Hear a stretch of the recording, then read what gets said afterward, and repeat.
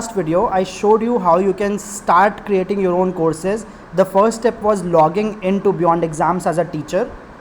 Once you have done that, you will end up on this page where you see a lot of courses, and your tooltip, this tooltip is here to guide you. It says you need to click on create a new course. So here is the create a new course button.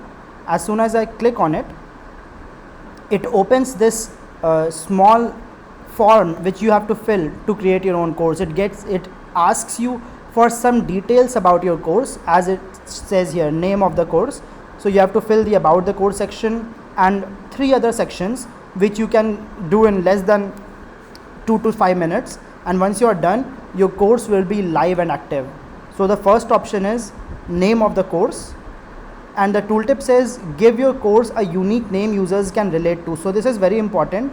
Let's say I want to create a course on nouns. I will describe the definition of nouns, types of nouns, examples of some nouns, and also how nouns can be used in a sentence.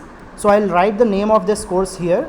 For example, if you want to create a course on content writing, public speaking, or any other course, it could be about fitness, it could be about investment, it could be about preparing for UPSC, it could be about a syllabus of ISC board or CBSE board that you want to teach to your kids.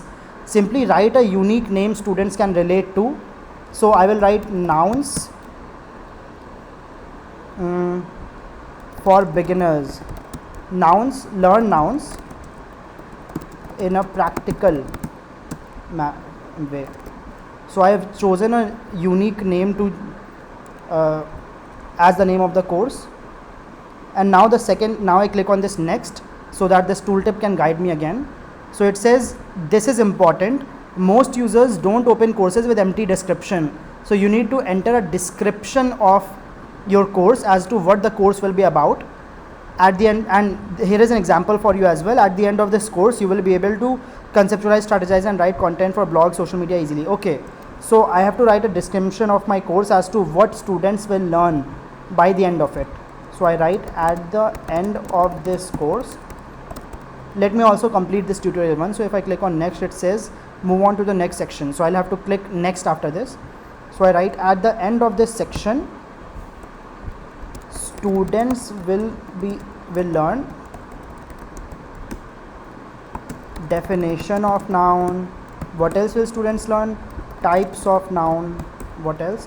How to use noun in a sentence. One more thing that we'll learn is examples of noun,